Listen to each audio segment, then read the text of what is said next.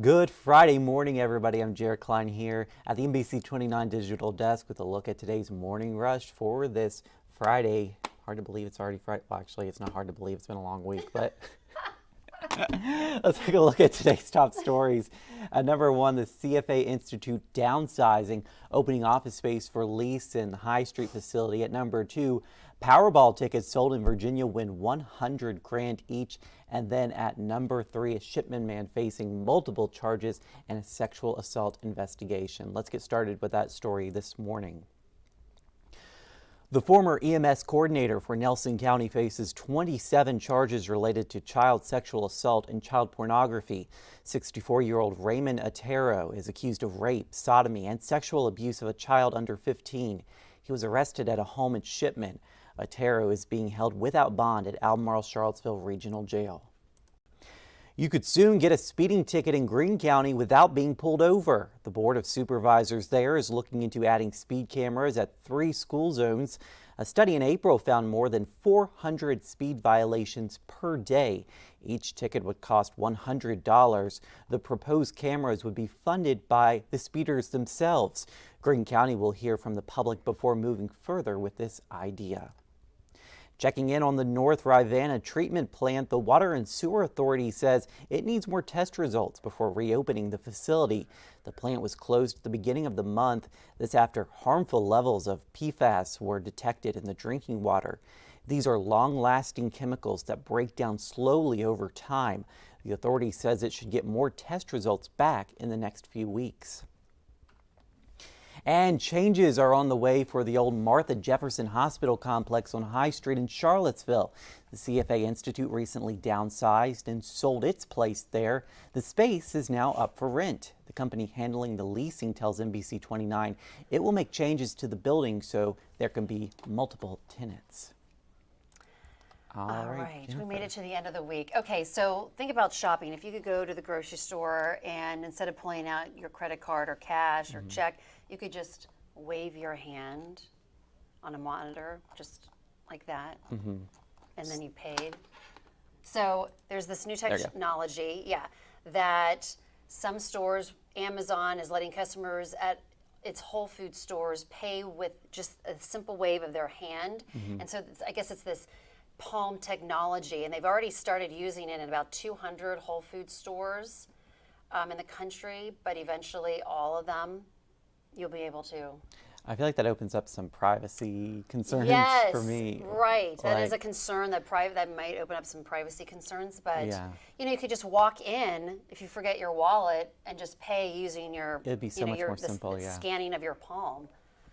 I don't know, it's kind of weird. I feel like I need to hand a credit card or something. Yeah. I don't know. Yeah, I don't know how I feel about that. I mean, your phone scans your face now to open it. So I guess it's the next thing. It's convenient. Yeah. But now whoever owns this software has your information. Right. So it'll be interesting, but it's just going to happen. I feel like it's just going to be common. And people are going to accept it and we're going to move on. Yeah, right. Exactly. That's exactly right. So this is the future. This is the future, just using your palm to pay for things. Okay, all right, so America, evidently, has fallen out of love with ice cream. I don't believe it.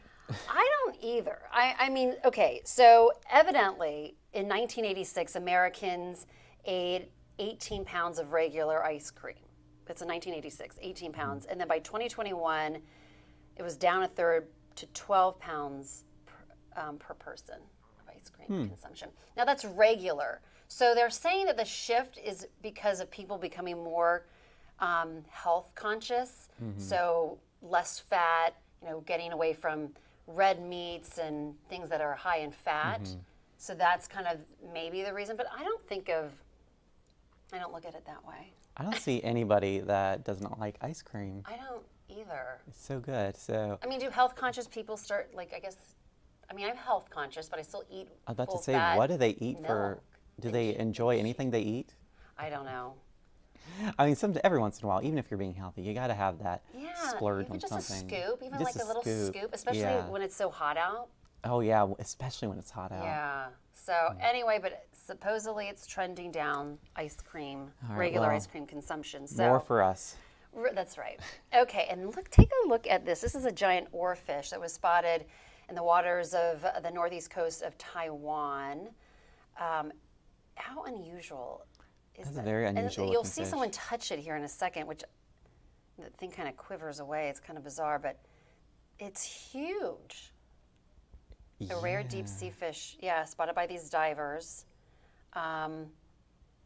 In Japanese legend, the fish are said to beach themselves ahead of an earthquake or tsunami, but scientists have disputed that. But isn't it so unusual looking? Well, there are a lot of deep sea creatures, they say, that we don't know about. Right. Because we just haven't explored that much of the ocean. Right. We can't go down that deep and see. Yeah, that's very true. But this one's eyes are really yeah, it's wild. freaking It's me out. huge, though. It is very big, yeah. And look, oh, look there. It's like, oh, I didn't like that. Yeah, maybe don't touch it. Yeah, don't touch it.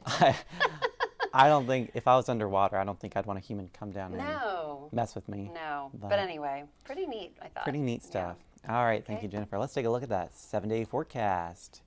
A high of 90 degrees today for our Fridays after 5. Make sure you don't miss that. That starts at Team Pavilion at 5:30. First band hitting the stage. Then we've got a comfortable weekend with highs in the 80s, but less humidity. And then it looks like we're going to stay seasonable into next week. I hope you guys have a great Friday morning, a great weekend, everybody. We'll see you again on NBC 29 News at noon.